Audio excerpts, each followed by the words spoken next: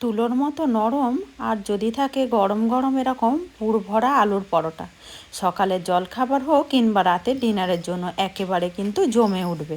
আর এইগুলো কিন্তু একদম শুধুই খাওয়া হয়ে যাবে।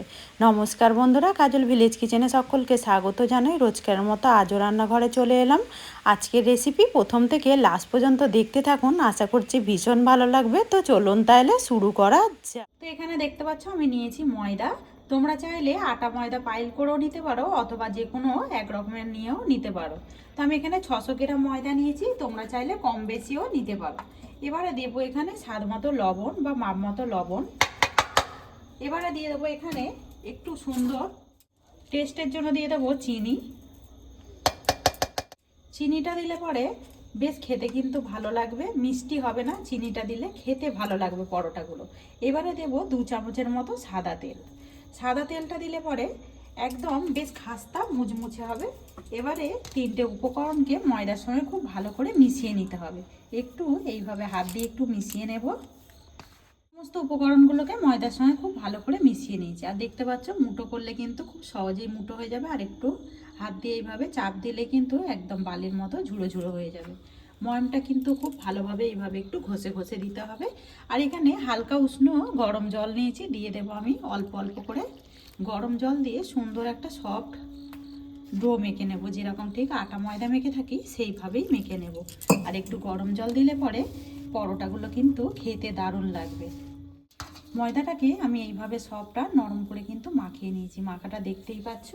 এবারে এর গায়ে একটু তেল দিয়ে দেবো, সাদা তেল হালকা করে একটু এইভাবে মাখিয়ে দেব। এতে করে ওপরটা যে শুকিয়ে যায় একেবারে কিন্তু ময়দাটা শুকনো হয়ে যাবে না।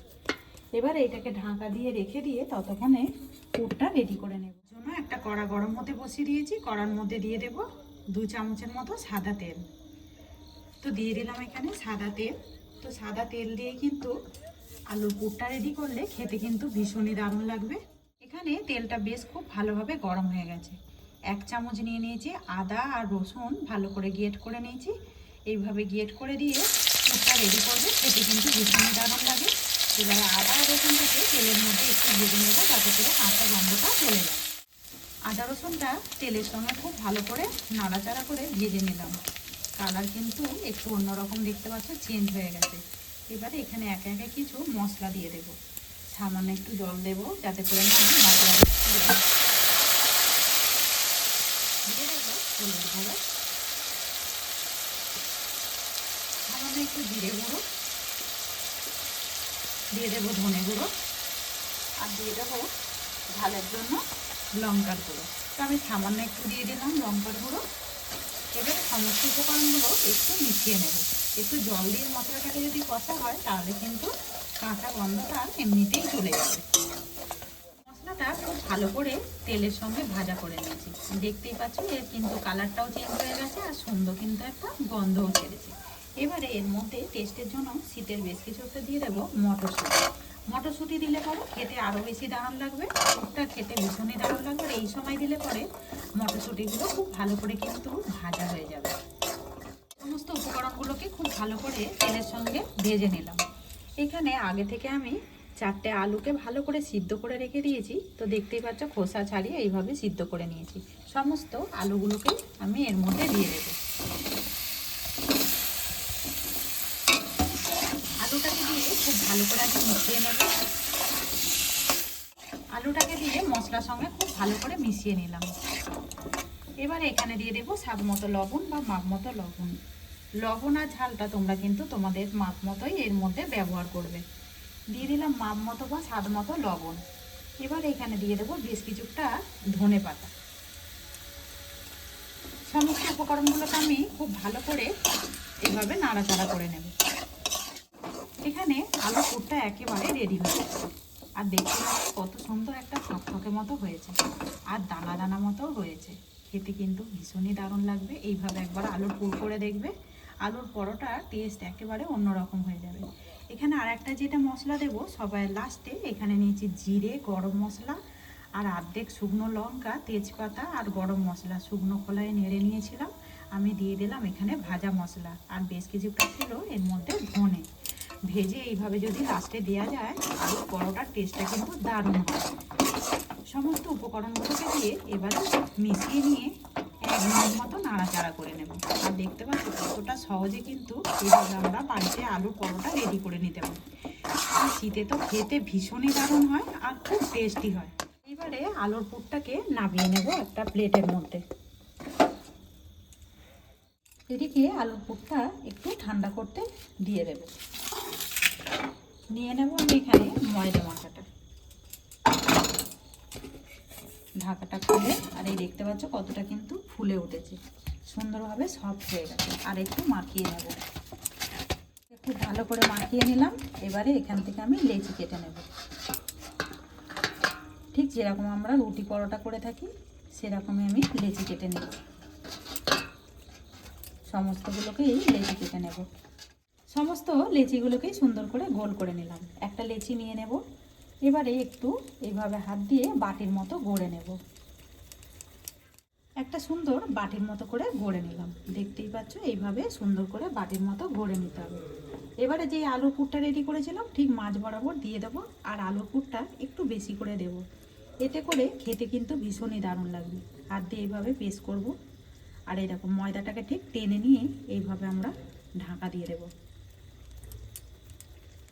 একটু হাত দিয়ে এইভাবে ঘুরিয়ে নেব। এখানে কিন্তু একটা রেডি হয়ে গেল। আর কতটা সহজে হয়ে গেছে সেটা কিন্তু দেখতেই পাচ্ছ। একটা থালার মধ্যে নিয়ে নিয়েছি বেশ কিছুটা ময়দা।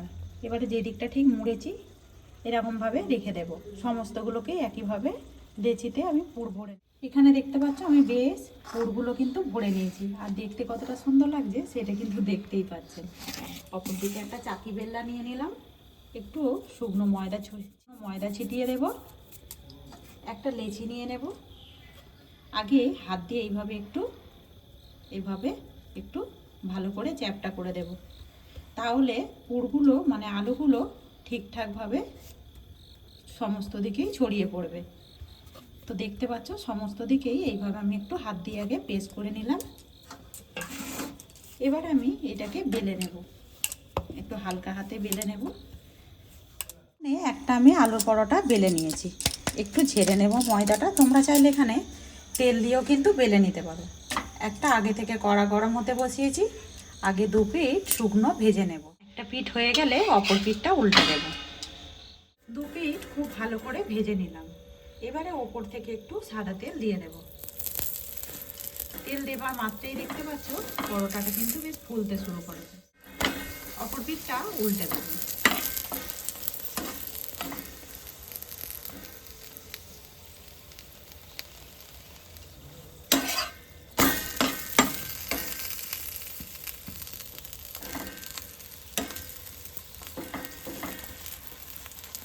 উল্টে পাল্টে সুন্দর রং আসা পর্যন্ত দেখতে পাচ্ছ পরোটাটাকে ভেজে নিলাম। আর কতটা মুচমুচা খাস্তা হয়েছে সেটা কিন্তু দেখতেই পাচ্ছ।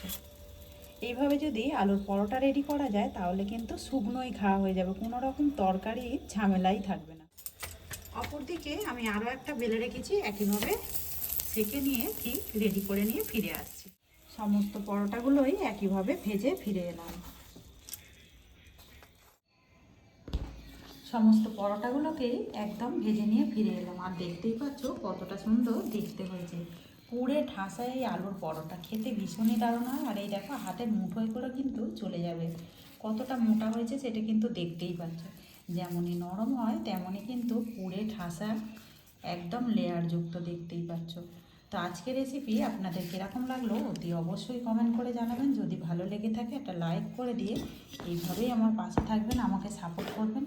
আমার এরকম নিত্য নতুন রান্নার জন্য পাশে থাকা বেল আইকনটি প্রেস করবেন। সবাই ভালো থাকবেন, সুস্থ থাকবেন। ধন্যবাদ। আবারও কোনো নতুন রেসিপি নিয়ে ফিরে আসবো। আজকের মতো এই পর্যন্ত।